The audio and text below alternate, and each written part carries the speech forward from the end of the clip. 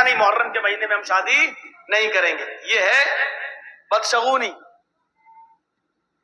بدفال.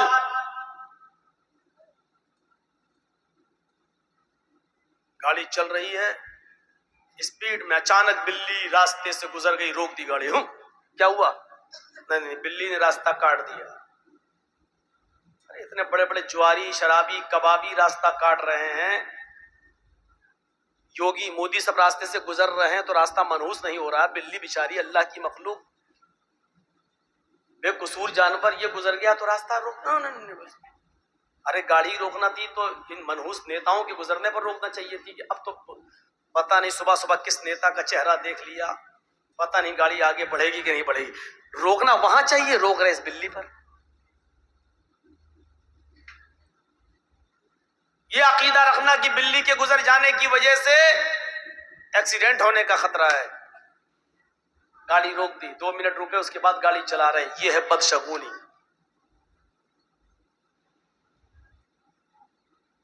حاجی صاحب حج کرنے جا رہے تھے، راستے سے واپس لوٹ آئے. بیوی نے پوچھا کیا ہوا؟ بلی راستے سے گزر گئی، اب حج نہیں ہوگا، لوٹ آئے. یہ ہے بدشگونی. عرب کے لوگ جب کوئی کاروبار کرتے تھے، کوئی بزنس کرنا چاہتے تھے تو ایک چڑیا پکڑ کے اڑاتے تھے. ایسے چڑیا پکڑی اور ایسے چھوڑ دیا. اگر وہ داہنی طرف گئی، رائٹ سائڈ گئی، تو کہتے تھے ہمارا کام بن جائے گا، اچھا بزنس ہوگا، کاروبار اچھا ہوگا. اور اگر وہ بائیں طرف بھاگی تو وہ کام نہیں کرتے تھے. نہیں نہیں نہیں نہیں، یہ چڑیا الٹی طرف بائیں طرف گئی ہے، اب تو ہمارا کاروبار فیل ہو جائے. نہیں نہیں نہیں، ہم نہیں کریں گے بزنس، اس چڑیا نے بتا دیا کہ ہمیں نقصان ہو. یہ ہے بدشگونی. یہ ہے بدشگونی. اپنے چھوٹے سے بچے کو کھیل رہا ہے، کالا دھاگا لے کر اس کی کمر پہ باندھ دیا. یہ کالا دھاگا اس کو بچائے گا نظر بد سے. یہ ہے بدشگونی.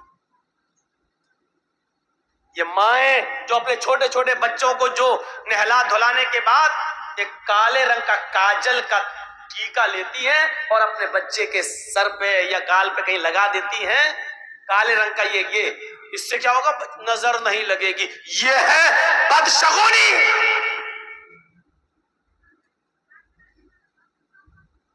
معاف کیجئے گا، صرف اتنا سا کالا ٹیکا لگا دینے سے تم یہ سمجھتی ہو کہ میرے بچے پہ نظر نہیں لگے گی. ارے اتنا سا کالا ٹیکا کیا، پورا چہرہ بھی اگر تو کالا کر دے گی تب بھی یہ کالا رنگ اس کا کچھ نہیں کر سکتا ہے.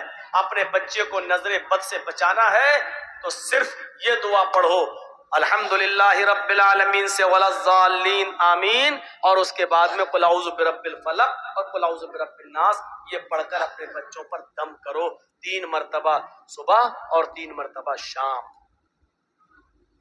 آپ کے بچے پر نظر نہیں لگے گی. کالے ٹیکے بند کرو.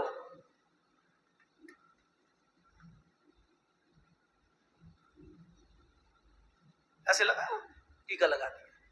کتنے بچے کھیلتے ہوئے ہماری گود میں آ جاتے ہیں، یہی بہار بنگال کے اندر. اے مولانا صاحب ذرا میرے بچے کے سر پہ ہاتھ پھیر دینا. گود لیا، کالا ٹیکا لگا ہوا ہے، کاجل لگا ہوا ہے. اس عقیدے کے ساتھ کہ کالا ٹیکا لگا دینے سے بچے پہ نظر نہیں لگے گی، غلط. 3 بار سورہ فاتحہ پڑھو، 3 بار قل اعوذ برب الفلق پڑھو، 3 بار قل اعوذ برب الناس پڑھو اور اپنے بچوں پر دم کرو. اس کا طریقہ یہ ہونا چاہیے کہ ایک بار پہلے پڑھیے آپ اعوذ باللہ من الشیطان الرجیم بسم اللہ الرحمن الرحیم الحمدللہ رب العالمین الرحمن الرحیم مالک یوم الدین ایاک نعبد و ایاک نستعین اہدنا الصراط المستقیم صراط الذین انعمت علیہم غیر المغضوب علیہم ولا الضالین. پھر اس کے بعد پڑھو بسم اللہ الرحمن الرحیم قل اعوذ برب الفلق من شر ما خلق ومن شر غاسق اذا وقب. یہ پوری سورت پڑھو. اس کے بعد پڑھو بسم اللہ الرحمن الرحیم قل اعوذ برب الناس ملک الناس الہ الناس من شر الوسواس الخناس الذی یوسوس فی صدور الناس من الجنۃ والناس. ایک بار پڑھ لیا، اب بچے پہ دم کر دو. اس کے بعد پھر پڑھو ایسے ہی، پھر پڑھو ایسے ہی، ایسے 3 بار پڑھ کے آپ صبح دم کر دو. فجر کی نماز کے بعد اور شام کو دم کر دو عشاء کی نماز کے بعد، موقع لگے تو دوپہر میں بھی دم کر دو ظہر کی نماز کے بعد۔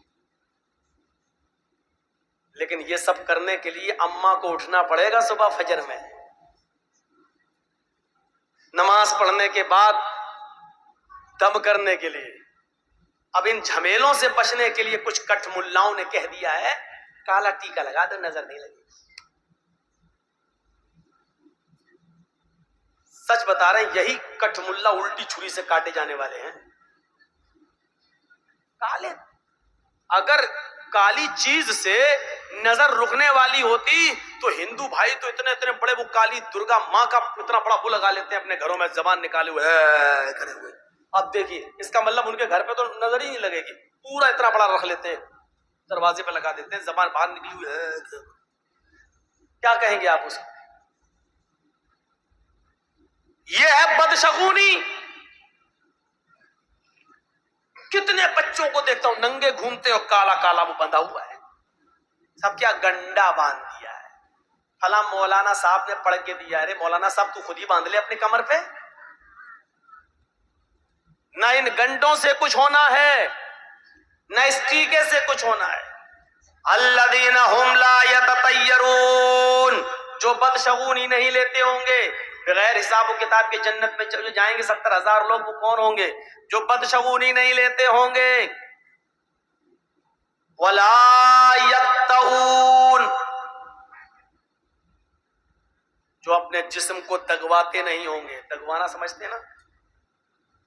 جانور کو داغا جاتا ہے تاکہ اس کو پہچان لیا جائے کھیت میں کس کا جانور ہے، اسی طریقے سے یہاں پر وہ چلوانا، ہاتھ پہ کچھ ٹیٹو بنوانا، مشین چلوانا، نام لکھوانا یا کوئی ٹیٹو بنوانا تاکہ وہ نشان بنا رہے، اس کو کہتے ہیں دگوانا۔ جو صابن سے پھر مٹتا نہیں ہے، اس کا نشان باقی رہتا ہے، جب تک آپ آپریشن نہیں کرائیں گے جب تک وہ مٹے گا نہیں۔ جتنے لوگوں نے اپنے جسم کو دگوایا ہے پہلی فرصت میں آپریشن کر کے اس کو مٹوا دیجیے۔ اگر اس حال میں مر گئے تو اللہ کی قسم تمہاری بخشش نہیں ہوگی۔ جس کے جسم کو داغا گیا ہو اور اس نے اپنے جسم پر دگوایا ہو، ایسا آدمی اگر مر جائے تو اس کی جنازے کی نماز پڑھنا جائز نہیں ہے، اور اس کو مسلمانوں کے قبرستان میں دفن کرنا بھی جائز ہے۔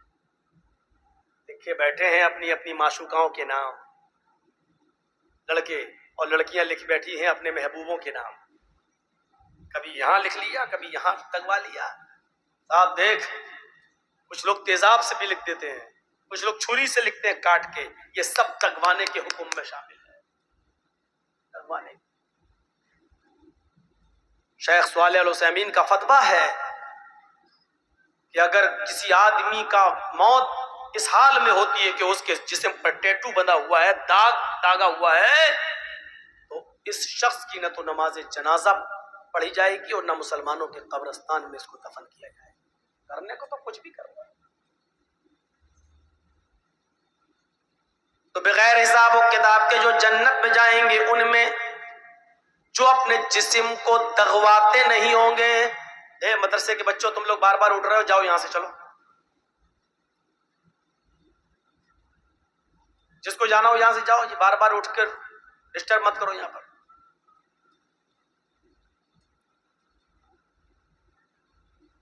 الذین ہم لا یتطیرون ولا یکتؤون، اور جو اپنے جسم کو دغواتے نہیں ہوں گے۔ اور تیسری چیز سن لیجئے، جو بغیر حساب و کتاب کے جو لوگ جنت میں جائیں گے ان میں تیسری چیز کیا ہے؟ صحیح بخاری کی حدیث، اللہ کے نبی فرماتے ولا یسترقون، جو جھاڑ پھونک نہیں کرتے۔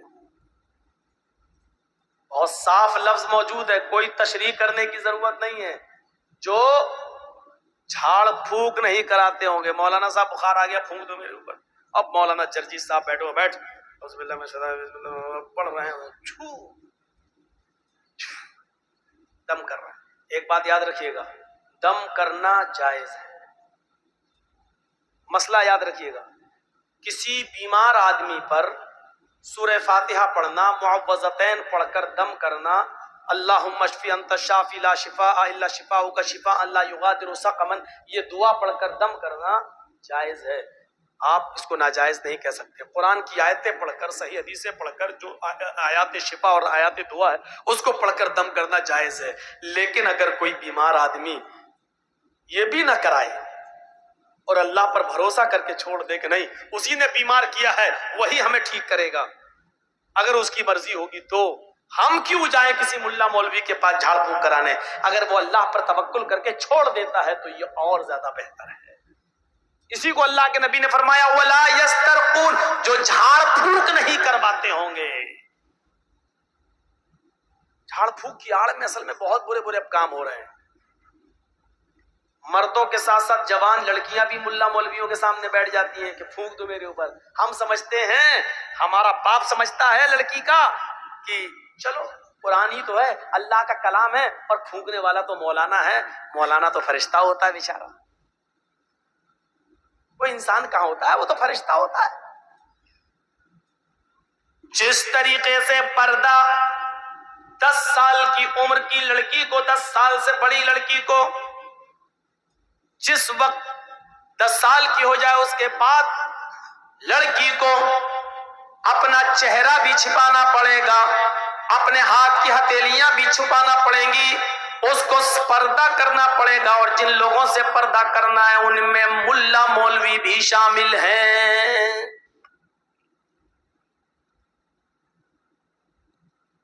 اب لڑکی کا باپ لڑکی پر دم کر سکتا ہے، لڑکی کا بھائی لڑکی پر دم کر سکتا ہے، لڑکی کی ماں لڑکی پر دم کر سکتی ہے، لڑکی کا شوہر لڑکی پر دم کر سکتا ہے. معاف کیجیے گا مولانا چرچیس، آپ کی جوان بیٹی پر دم نہیں کر سکتے ہیں سامنے بٹھا کر.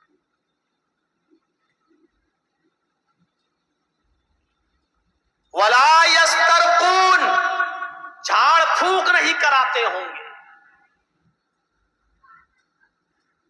جھاڑ پھونک اگر کوئی شخص کرتا ہے قرآن و حدیث کے دائرے میں تو جائز ہے، لیکن اگر اللہ پر بھروسہ کر کے یہ بھی نہ کروایا جائے تو افضل ہے، بہتر ہے. وَلَا يَسْتَرْقُونَ. اور چوتھی چیز وَعَلَىٰ رَبِّهِمْ يَتَوَكَّلُونَ، اور جو اپنے رب کے اوپر پورا پورا بھروسہ اور توکل کرتے ہوں گے یہ لوگ بغیر حساب و کتاب کے جنت میں جائیں گے. اب جنت میں جانے والے کتنے لوگ ہو گئے؟ جنہوں نے کہا لا الہ الا اللہ وہ جنت میں جائیں گے، جنہوں نے لا الہ الا اللہ کے ساتھ نماز پڑھی، روزہ رکھا، حج کیا، زکات دی، یعنی چاروں کام کیے، یہ جنت میں داخل ہوں گے. اور تو تیسری چیز من کان فی آخر کلامہ لا الہ الا اللہ دخل الجنہ، اور جس کی زبان سے آخری جملہ لا الہ الا اللہ نکلا وہ جنت کے اندر داخل ہوگا. جو بدشگونی نہیں کرتا ہوگا وہ جنت کے اندر داخل ہوگا. بغیر حساب و کتاب کے جانے والوں میں یہ بھی شامل ہے. اور جو اپنے جسم کو دغواتے نہیں ہوں گے، اور جو جھاڑ پھونک نہیں کراتے ہوں گے، اور جو اپنے رب کے اوپر پورا کا پورا توکل اور بھروسہ اور اعتماد کرتے ہوں گے، اللہ کے علاوہ انہوں کا یہ اعتماد کسی اور کے اوپر نہیں گیا ہوگا، یہ بغیر حساب یہ جنت میں جانے والے لوگوں میں سے ہوں گے. آئیے ایک اور آسان طریقہ بتا دوں جنت میں جانے کا، اور بہت آسان ہے. ما منکم من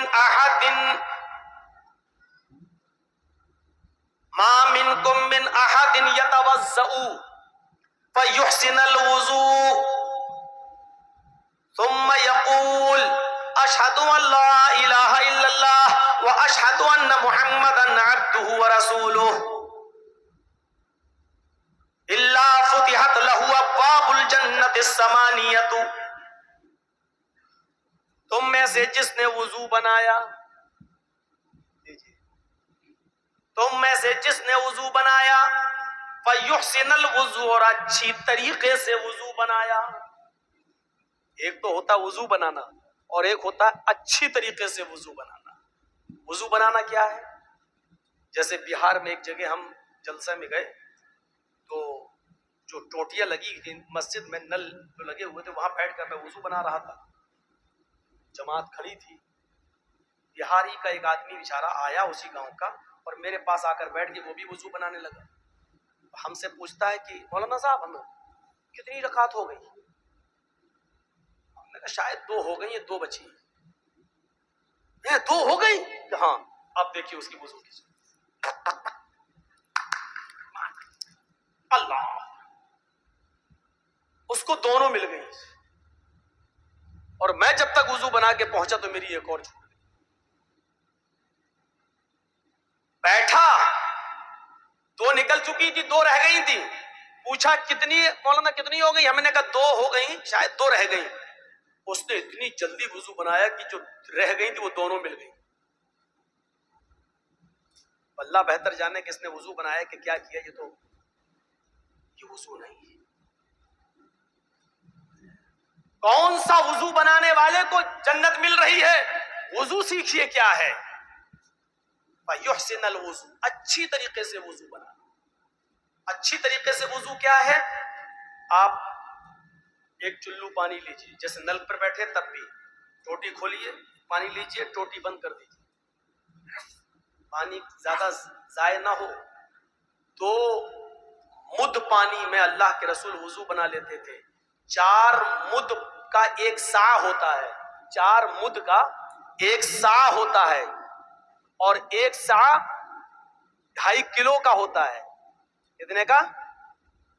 2.5 کلو کا، یعنی 2.5 لیٹر میں کا آدھا کرو تو کتنا ہوا بھائی؟ 2.5 کلو، یہ 4 مد ہے، 4 مد کا 1 سا، اور 1 سا کتنے کا ہوتا ہے؟ 2.5 کلو کا۔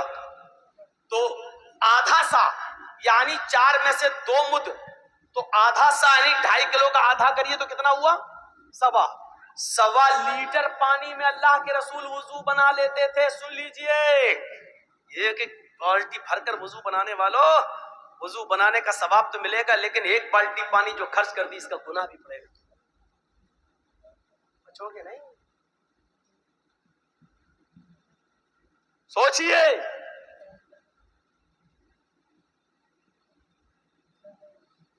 2 سا 2.5 دونی 5 لیٹر کی ایک کٹی میں اللہ کے رسول غسل کر لیا کرتے تھے، پورا نہا لیا کرتے تھے، اور وہ بھی غسل جنابت، ناپاکی والا غسل کر لیتے تھے۔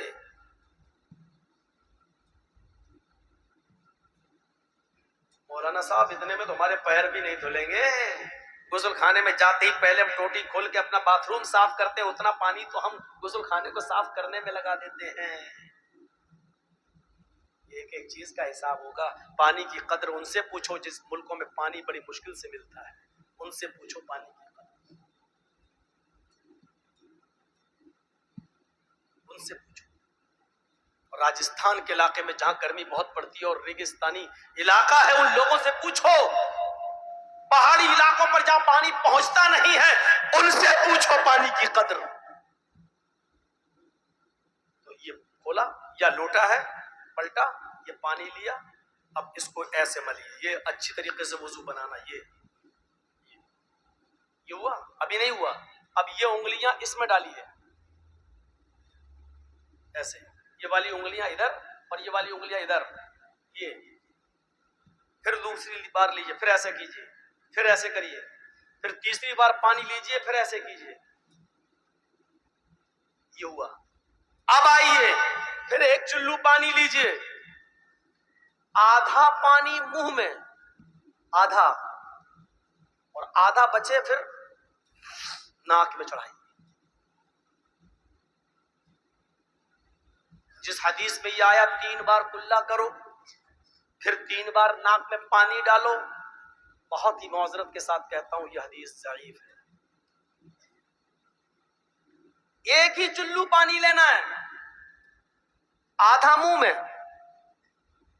اب شروع میں تھوڑی سی عادت نہیں بنے گی، کبھی پورا ہی چلا جائے گا منہ میں، کیونکہ ابھی یہاں تک عادت نہیں ہے آپ کی۔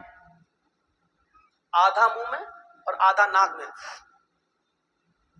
اب داہنے ہاتھ کی انگلی سے دانتوں کو رگڑیے ایسا، اور بائیں ہاتھ کے یہ انگوٹھا اور یہ والی انگلی یہ ناک میں ڈالیے ایسے، اور اس کے بعد ناک سے نکالنے کے بعد جو آدھا پانی منہ میں تھا اس کا کلا کیجئے، جو پانی منہ میں اس کو نیچے ڈالیے، اور یہ انگوٹھے سے بائیں ناک کا نتھنا پکڑیے، ایسے دبائیے، اور ناک جھاڑیے کس کے. ہم زیادہ زور سے نہیں بولیں کریں گے, نہیں تو پتہ چلا یہاں اصلی کی یہیں ٹپک جائے. ایسے کر کے جھاڑیے, پھر اس انگلی سے آپ یہ پکڑ کے دبائیے جیسے, پھر جھاڑیے, اور پھر دونوں ہاتھ سے پکڑ کے اس کو صاف کریے. ایمانداری کے ساتھ بتائیے, ابھی تو پیر تک ہم پہنچے بھی نہیں ہیں, ایمانداری کے ساتھ بتائیے ہاتھ دھلنے تک اور کلا اور ناک میں پانی ڈالنے تک کتنے لوگ عمل کرتے ہیں ہماری سوسائٹی اور سماج میں. اس کا مطلب ہمارا وضو بھی ابھی صحیح نہیں ہے, نماز کا نمبر تو بہت.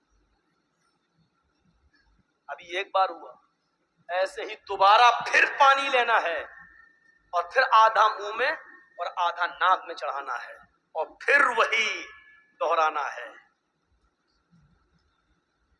پھر تیسری بار آدھا منہ میں آدھا ناک میں اور پھر یہی کرنا ہے. اب آیا نمبر چہرے کا. اب دیکھیے, نہیں ابھی ابھی ابھی ہاں چہرے کا. ایک چلو پانی لیا اور ایسے لے کے چلو پانی, چلو ایک ہی بھرنا ہے. بہت سے لوگ نل کی ٹوٹی میں ایسے دونوں ہاتھ لے کر پھر منہ دھلتے ہیں. پانی کا ضیاع ہے, پانی کی بربادی ہے. پانی ایک ہی چلو لینا ہے اور اس ایک چلو پانی کو لے کر ایسے یہ ایسے ایسے کریے, پھر لیجئے, پھر ایسے کریے, مطلب کانوں کی لو تک یہ. اور جب 3 بار ایسے کر لیں پھر ایک چلو پانی الگ لیجئے. یہ 3 بار منہ ہو گیا. اب ایک چلو پانی لے کر اس کو دونوں ہاتھوں پر ایسے ڈال کے یہ ایسے کر کے, اب یہ داڑھی میں ایسے, جس کی داڑھی ہو وہ ایسے ایسے ایسے ایسے کرے. اب جس کی داڑھی ہوگی وہ کرے گا. چکنے چپاٹ لیڈیز چہرے والے تھوڑی کر پائیں گے بیچارے, ان کے چہرے عورتوں کی طرح, بیچارے کیا کریں گے؟ وہ بیچارے نہیں لیں گے چلو پانی. داڑھی نہیں ہے تو کیا کریں گے؟ جس کی داڑھی ہے وہ, یہ ہے آپ کا منہ. مولانا صاحب تقریر کہاں کر رہے ہیں؟ یہ مسئلے سیکھنا ضروری ہے. جلسے بہت سن چکے ہیں آپ, لمبی چوڑی تقریریں بہت سن چکے ہیں آپ. 20 سال سے تقریریں کرنے آ رہا ہوں, اگر ہمارا وضو ہی صحیح نہیں ہے تو 20 سال کی محنت بیکار ہو. جلسے نماز اور عادی بنانے کے لیے ہوتے ہیں عبادت کا. اگر ان جلسوں سے ہماری عبادتیں ویسی کی ویسی ہو رہی ہیں تو پھر ان جلسوں کا کوئی فرق نہیں پڑ رہا ہماری زندگی پر. جب ہمارا وضو صحیح نہیں, ہماری نماز صحیح نہیں. اور کل انشاءاللہ بتاؤں گا آپ کو نماز کے ٹاپک پر. آج یہ بتا رہا ہوں جنتی کون, اور کل نماز کے ٹاپک پر اذان کیوں دی جاتی ہے کل یہ بتاؤں گا. ظہر میں 4 رکعت کیوں ہے کل یہ بتاؤں گا. فجر میں 2 رکعت کیوں پڑھی جاتی ہے یہ بتاؤں گا. مغرب میں 3 رکعت کیوں پڑھی جاتی ہے یہ بتاؤں گا.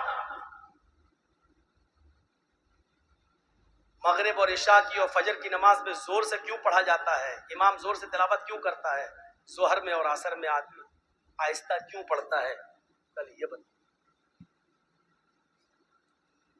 کل کی تقریر تھوڑی دوسرے حساب کی ہوگی نمازی پر, لیکن یہ بتایا جائے گا کہ زور سے قرأت کیوں کی جاتی ہے اور آہستہ کیوں کی جاتی ہے. ظہر میں 4 کیوں ہیں اور عصر میں 4 کیوں ہیں اور عشاء میں 4 کیوں ہیں, اور فجر جو سب سے اہم نماز ہے جس میں اٹھنا مشکل ہے اس میں 2 ہی کیوں ہیں.